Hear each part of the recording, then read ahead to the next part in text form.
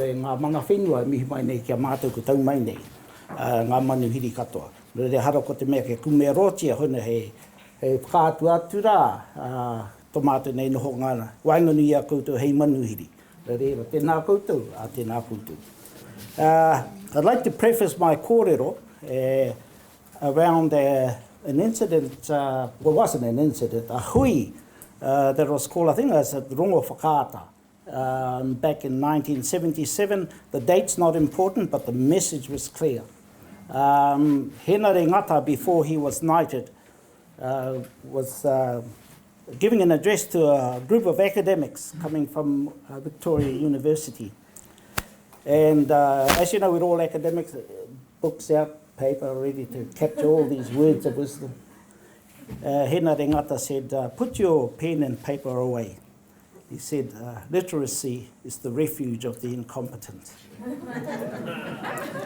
And therein lies the message for what we are struggling with today, is that our mātauranga comes from oral histories. Yeah?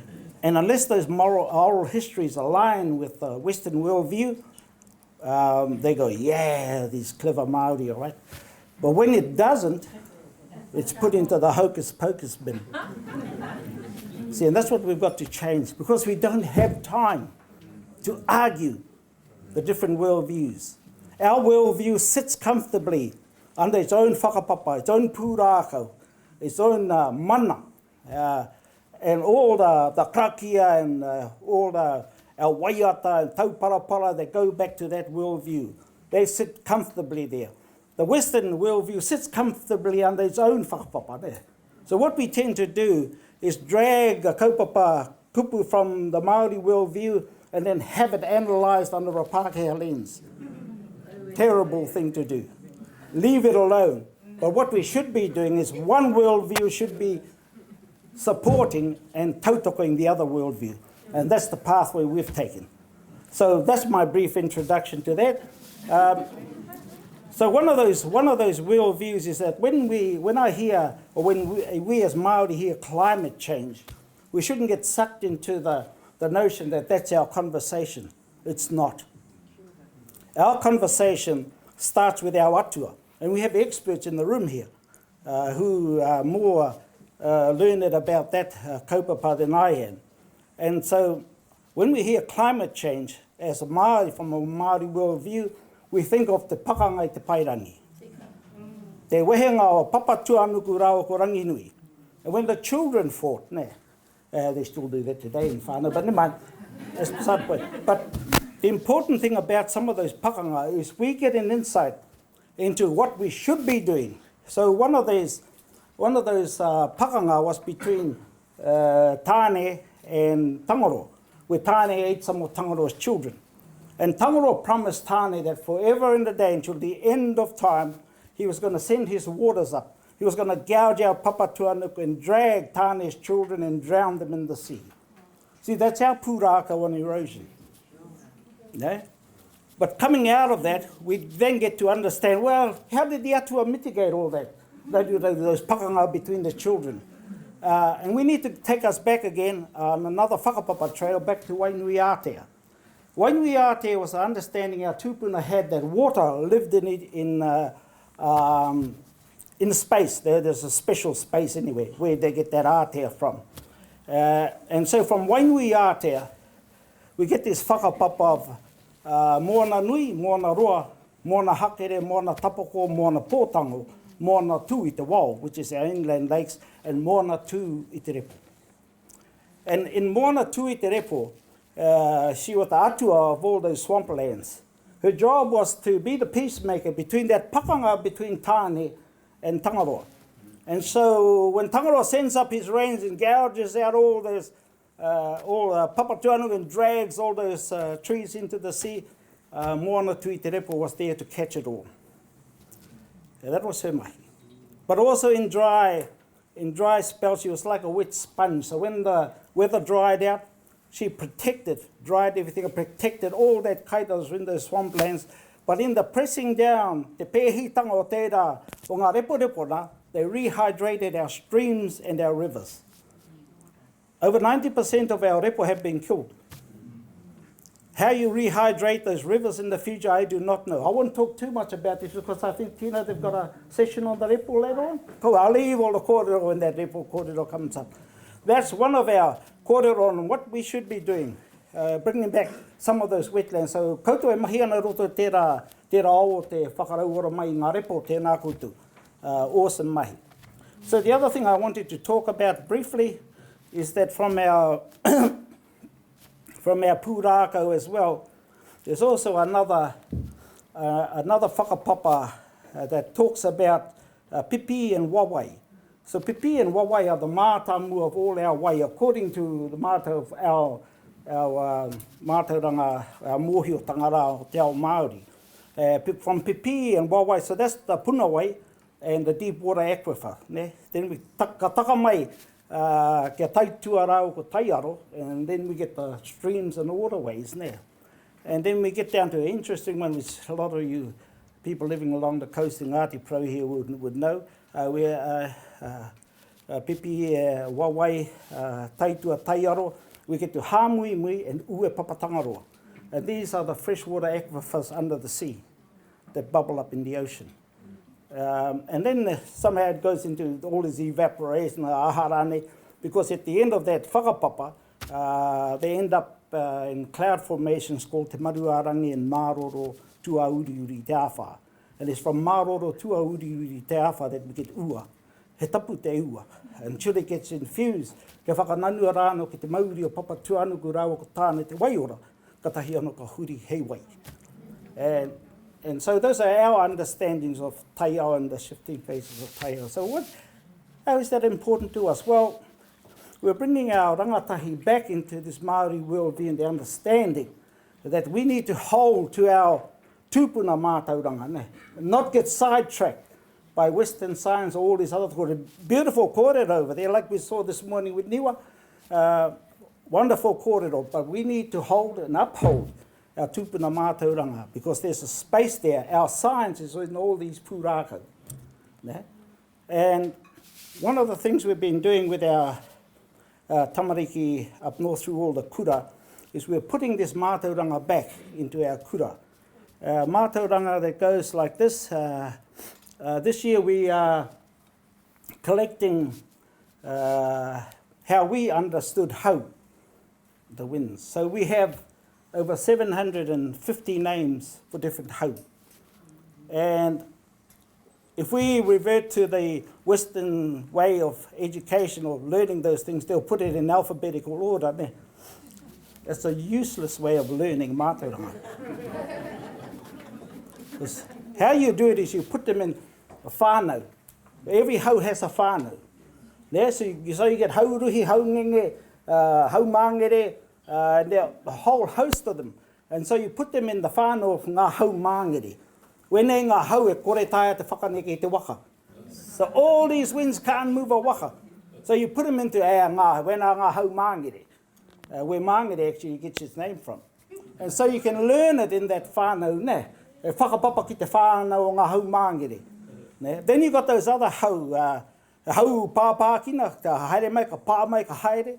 Ka hau pārua, haere mai ngā taha e rua. So those are ngā hau pāpākina. So there's heaps of hau in that whānau as well. Then you have to have those hoha winds, you know, when they twirl around you, if you lift up the dust and the leaves, yeah, those are haututu. So next time you use them with your mokopuna, just explain it to them. Nā tāwhiri mātea tērā tamai. So that's how to do. So all these different characters of winds. So when you go back and see Niwa, tell them to redo their on winds, because when winds, in our wepua mai te hau, so we get the mumu hau, which is the storm on land, and the awhatai. So the awhatai is the storm at sea. So when it blows in and then it hits the Raukumara Ranges, it breaks up into all these other whānau of hau. Yeah. And that's what we're trying to get our tamariki to learn and to understand for the future. Anyway, I won't go into that too much. I'll just finish off with one of the 5 minutes to go. Yeah. I'll just talk a little bit about some of the mahi we're doing with our tamariki and our kura. So we have a mobile classroom now, Tina, so we can bring it down here too, and a laboratory. So, but what we're doing, so our tamariki went out and they've created and designed and co-designed a new way of testing, well, not a new way of testing water, but a water quality testing kit that's affordable for every whānau. In fact, they're giving them away. So they've changed the price of it from $850 to $50, and they're giving away. And these kits can do more than the $800 kit. You know that old kōrero, if you don't like a system, create a new one, make the old one redundant. That's what they've done. And the important thing, though, about this testing kit, mua atu to haere ki te tautau I tau awai. Before you take even a drop out of that waterway, you need to understand the kōrero for that way. Now, you need to know how the tūpuna used in ngā kōrero, ngā mātua, the whakapapa back to Wainui Aotea, pipi and wawai, wera momo, kōrero katoa, ne, before you even take a drop. And then you have to have a look, how ngā kapua kei te rangi. What sort of cloud covers up there? There are over 200 names we have for those. Ngā kohu, similar number, about 200, 150, 200. Ne hea ngā hau? Well, Apanui skipper reckon he's got 900. So I thought it's probably dialectual, but why he's got so many? But you know, a man is 700 is enough, eh? More than enough. So you got to, ka nui tērā. So when you learn about those winds, you learn about, and then you've got to have a look at what the atmosphere is like. He hanga manu kei reira, he hanga ika kei rotu taua wai, te aitanga pepeke, e rā momo kōrero katoa. So what you do is you get a whole environmental understanding of what's in that way. So when you take that way, you take it on the understanding, kei hea te way ngā tai. Kei te tai pakua, kei te tai whanake, kei te paringa o te tai, kei te tai pārane. Different energies moving in those tides that should give you a different reading there. So you don't take things randomly. He take anō mo te haere ki reira. And then what you do at the end of it, see, we'll get to maramataka eventually. So what you do is you then mark the maramataka day that you took that sample. And then what that does is that you can then track repeating cycles using the maramataka for the next 1,000 years. Because our aronga is not to put kaupapa in place for the next change of government. The mātene aronga for the next 1,000 years, the survival of our mokopuna, our whānau and whānau. So I'm hoping that helps us with our kōrero today. Tērā tāku nei mihi atu nei kia koutou. Tina says more over lunch, but kei te pai tēnā. Le reira huri no e te tātu nei whare. Tēnā koutou, kia ora mai tātā. Tēnā koutou rauranga tērā mā. Awesome to be here. Ko Apati te maunga, ko Manawatu te awa, ko SS Corinthik te waka, ko Ngā te Pākehā hau. E noho ana hau ki o Tangaroa ki Taitokero I aia nei. My name's Dean Bagent Mercer and I'm representing Forest and Bird today. Awesome to be here. Big shout out and massive respect to Te Whānau Apanui and Ngāti Porou for deep heartfelt love for the repelling of Petrobras, Tag Oil, Chevron and Statoil over the last decade. Thank you for doing that for us all. I've been involved with conversations around te raukumara, so that's really where I want to, where my kōrero sits. When the first people arrived, I've got a moa up here, the native rainforests, the jungles were dense. They were incredibly dense and not many more could even make it through. Most more were living in open areas like estuaries and coastal areas and upland areas. He's just thingamajiggy. I'm going to crack through this. In the 1800s, acclimatisation societies were set up. These were Pākehā groups throughout the country, seeing these islands as empty Edens, to be filled with animals from lots of other countries. So a number of deer species from Indonesia, Japan and Europe were introduced here. And this is really relevant to Te Raukumara because the acclimatisation societies introductions allowed for deer and possums into these islands which invaded the Te Raukumara from roughly the 1960s onwards. And that changed the nature of Te Raukumara and its resistance. And most importantly, its water holding qualities. I want to make a comparison with Greece, because there's some parallel histories. Greece 2,000 years ago was invaded by the Romans. The Romans cut down most of the forests to make big war sea-going vessels, and so there were patches of bush left. Then goats were introduced. And so the images you probably have of Greece, of rocky places, is from the forest not being able to return and regenerate after that assault by the Romans.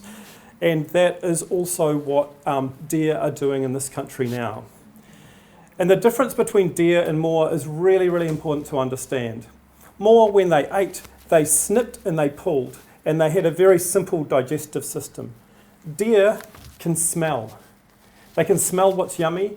They have a tongue that goes out that can wind around kai, pull it into their mouths. They've got maulers to grind it up, and two stomachs to extract energy from it.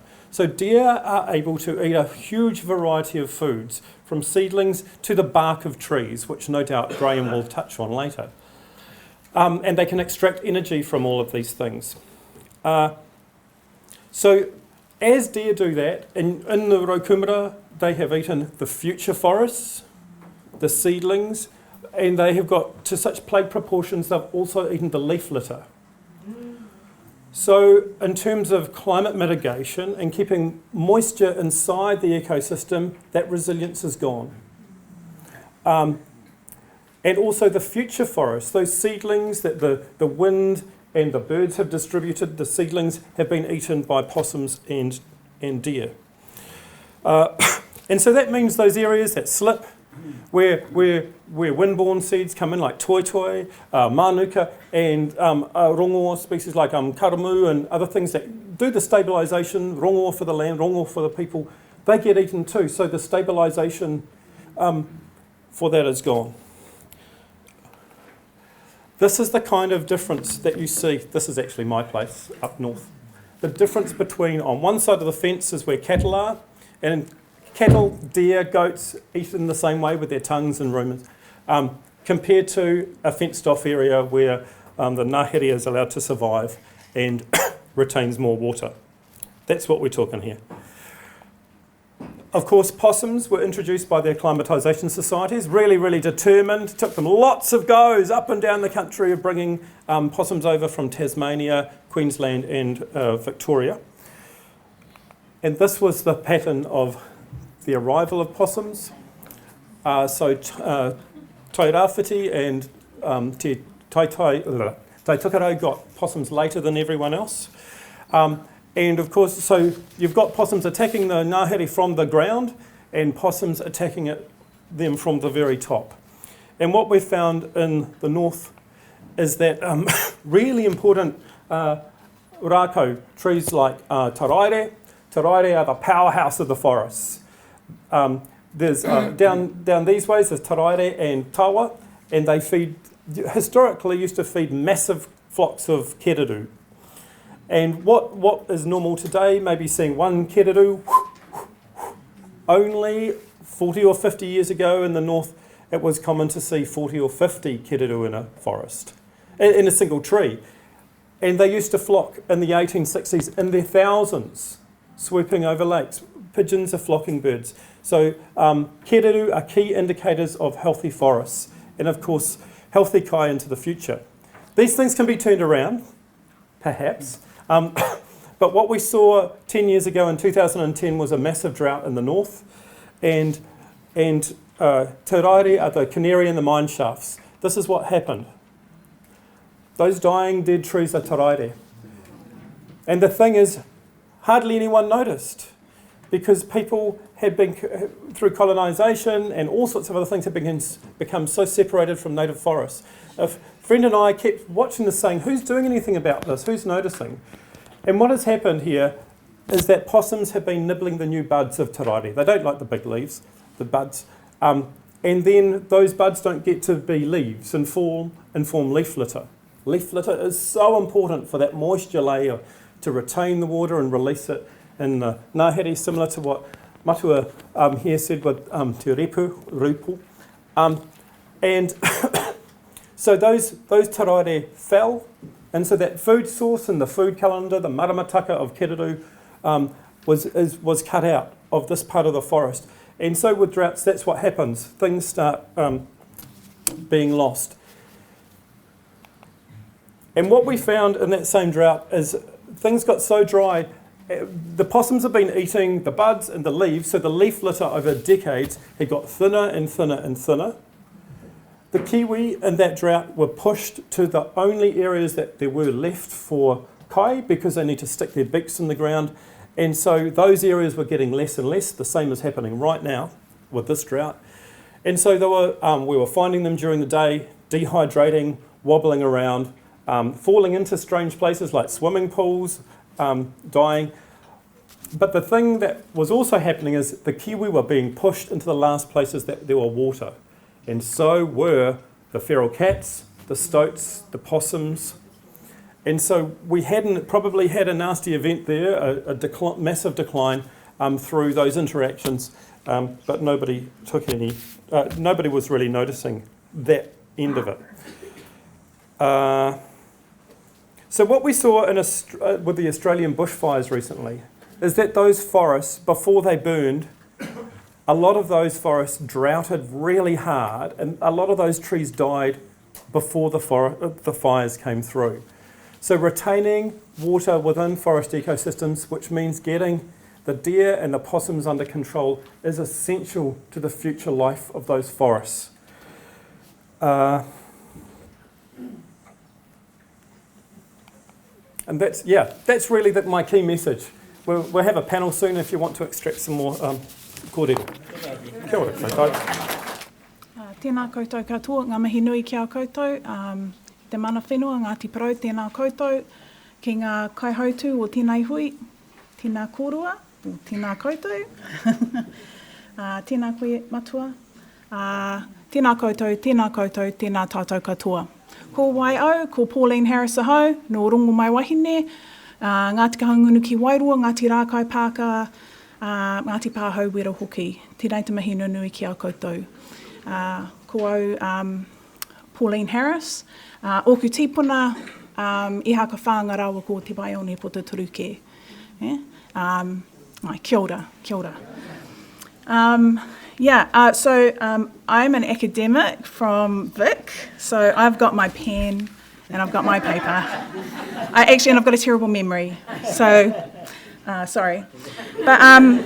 But what I've learnt along the way, I remember going home and talking to my uncles, and we were in Mahia just standing there, and I was talking to him about, asking him some questions about stars. So I'm an astronomer. And I says, "Oh, uncle, do you know about this star and that star?" And he goes, "Oh, no, that wasn't my job to remember that. That was someone else's. And such had to remember this knowledge, and such had to remember this knowledge." And that was a real weight lifting off, because I always thought I had to remember everything. And I mean, some people can, yeah. But that made me realise that everybody has a different role to play, yeah, and a different role to help where we can with our different skills, yeah. So I bring a very different skill to matua reriata, but I bring a skill that is kind of helpful. Kia ora. So I'm giving a talk tonight as well. No pressure. Welcome. Yeah. It just happened to fall on the same day as this hui, which I think is a really wonderful tohu. I chose a date last year sometime. It says, "Hey, I'll go to Gisborne because it's near home." Yeah. So So I'm just going to tell you a little bit about our project and what it is. And it's about maramataka. It incorporates the whakaaro that Matua Reriata has been sharing with us for years, and also the interlinks with your kōrero tūrehua. So, yeah. So I'm just going to go a little bit through about what our maramataka is, and just kind of give it a different lens and a different framework. Some of you might have been going to Reriata's and listening to his kōrero and listening to Rangi's kōrero, but it's just a different lens of looking at some things. And then we're going to talk about the science and the environment. I'm going to tell you about a project that we've been doing about monitoring the environment, but we're not the only ones doing that. We're only one of many groups that Rere has seeded around the country that is observing the environment and our ecological systems. And I'll sound academic-y sometimes, but, oh well, sorry. Sometimes I'll crack a joke, maybe, yeah. So yeah, for our maramataka, this is how I you know how it's time develops. It took me ages to kind of understand what they were talking about, like years. And then I was like, now starting to form my own explanations of what I think it is. And so I describe it as a multi-layered system. But we know it's more than that word system, right? Yeah, it's our knowledge base that we can describe different layers of things happening that we see in our environment and our ecological spaces, our stars, our sky, what's happening in the moana, maybe what's happening in Papatūānuku with our geysers, what's happening at all of these different realms in a certain time, yeah? And it's that time connector that creates this calendar, yeah, of when certain tohu occur at certain times. So we've got our celestial layer, we've got our weather and our climate with our winds and 950, I didn't realise that. Cloud names. We have our forests with our plant and animal, what's happening in there, and also, you know, what's happening in our seas and rivers, as well as in our in Papatūānuku as well. My specialty is more around the stars. I've always loved the stars. I'm a Trekkie. Yeah, so I don't know if anyone can do that, so maybe I'm alone in the room. Oh, no, I'm not.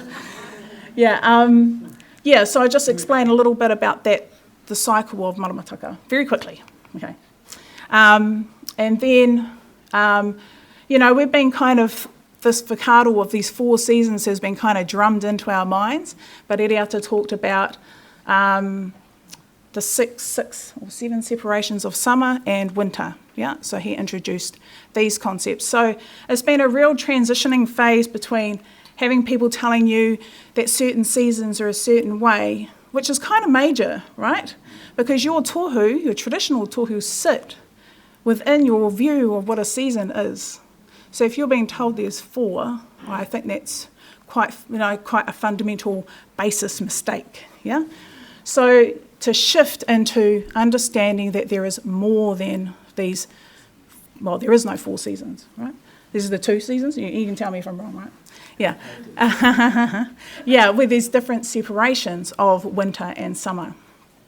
And these different tohu that occur during these separations of seasons, or sections or phases within the season. So we've got the ripening of berries in the bush. I've just got end of October because that's what I found some information on. The puawānanga or the clematis, yeah, which turns brilliant white at the time of Mātiti and Mātiti muramura as well. And it's been a really strong, it's been an amazing learning process to unlift a plant blindness. One of these plant experts said one time when I heard tā patapata, I went through the forest and I was going past the kauri trees and the seeds dropped. And he's been talking about this time when the seeds dropped and I was like, what's he going on about? And then I heard them clamber on the ground and I went, oh, that's what he's talking about. And I looked up and, whoa, the plant blindness disappeared. You know, and that's that reconnection process, yeah? Because, you know, we're stuck in books, you know, when we're growing up, my generation, or, you know, it's very different sort of education. So that reconnection has been really quite amazing. Yeah. So I guess I just wanted to more say as well about, these are just some reference to BEST. Now, we do get quite critical about BEST, but there's just some examples. So when I say about different tohu happening in other realms, so we have our celestial tohu, or when certain stars rise. So we know at matariki time, we will see matariki rising above the horizon, right? Yeah. And we haven't seen matariki for a little while. There's actually a whole lot of stars that appear at certain times of the year. And luckily, I found a plugin that helped me find some. No, I've written some code as well. Yeah, that say when certain stars rise, yeah?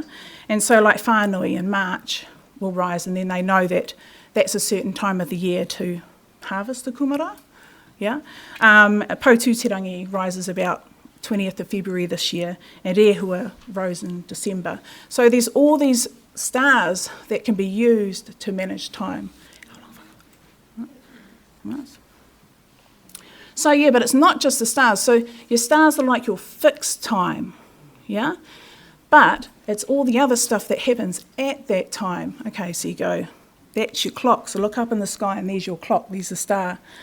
And then you know around what is happening. So whether or not it be the migration of a certain species, whether or not it's going to be the blooming of a certain flower, whether or not it's going to be the tuna leaving, yeah, to go up to Tonga. And those sorts of things are the things that we try to collect and try to reconnect with that knowledge. But I do have a word of warning though. We have had lots of discussions about protecting the information about that sort of thing. So that is something to be conscious about, especially when it comes to the timing of our animals, our whanaunga, the animals, yeah? So I won't be going into that. Okay, so we do have another time. So it's like having different increments. So you have the time, you know, we have the sun rising and setting, that's one increment of time. We have the stars rising and setting during the year, so you see them in the sky at a certain time of the year, that's another increment. And then we have the moon phases, or when certain things happen as well. So at certain times of the month, well, women are lunar, but there's also other species that trigger on lunar phases as well, yeah? So there's that sort of information as well, so reconnecting with that information.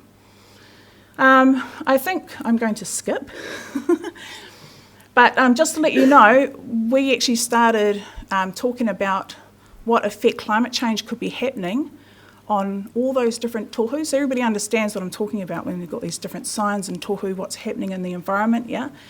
They asked us back in 2012, we had this hui with UNESCO, and I was like, I don't know.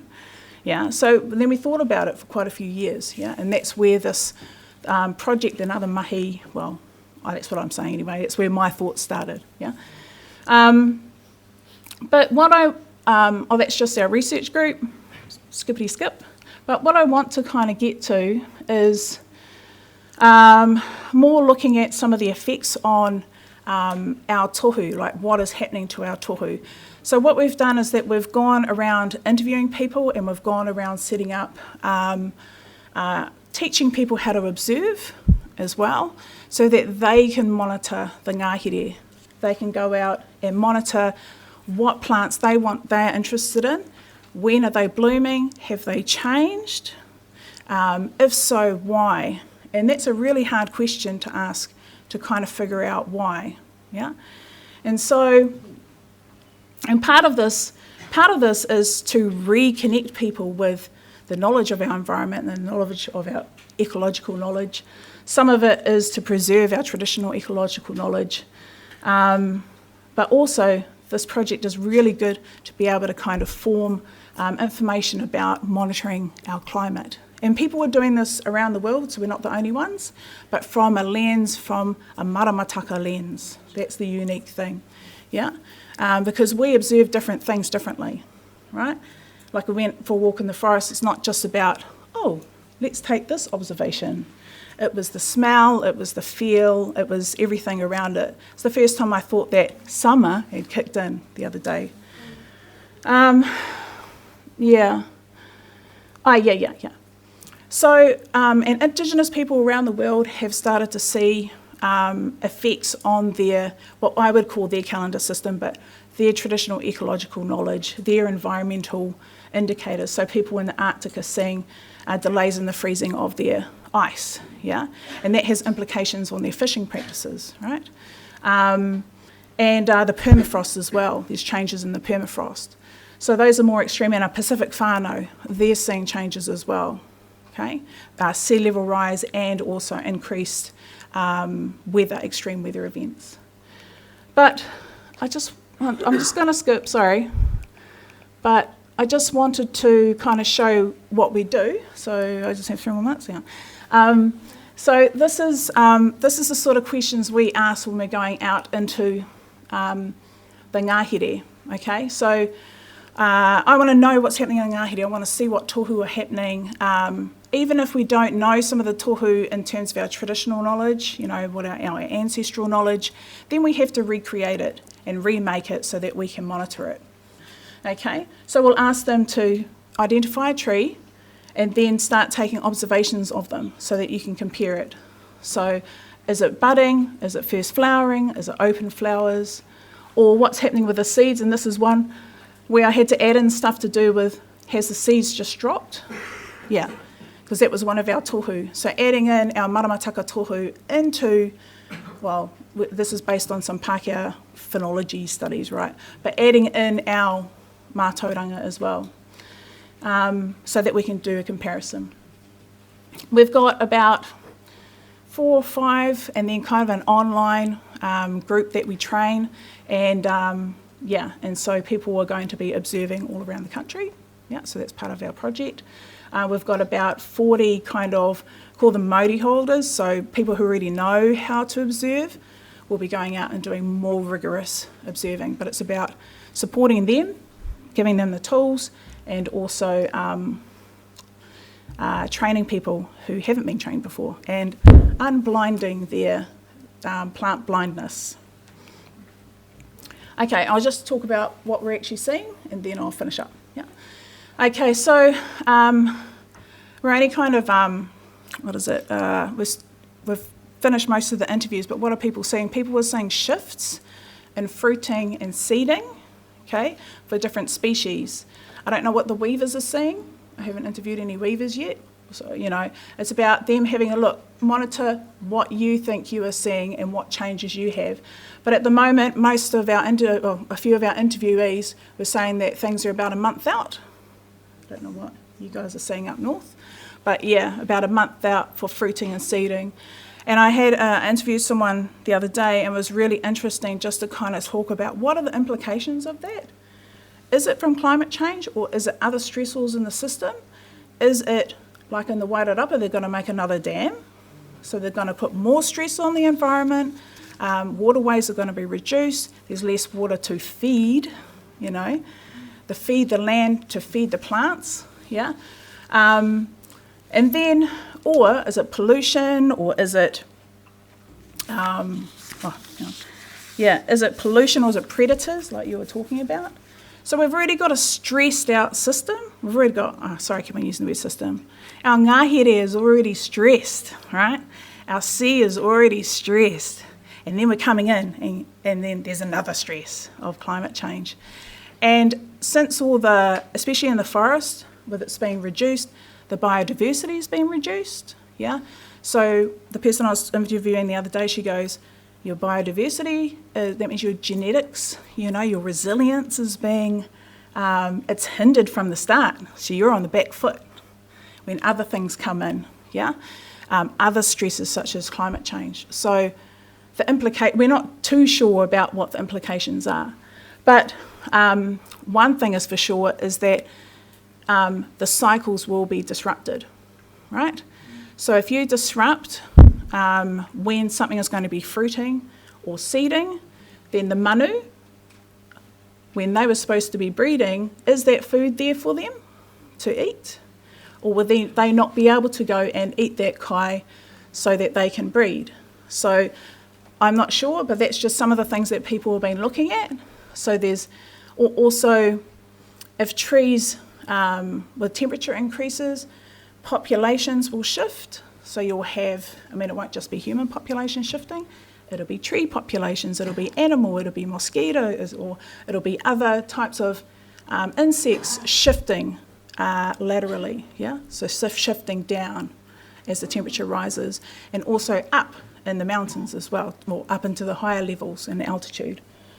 So there's going to be a disruption to our maramataka, and that's something we really need to be conscious about and to monitor.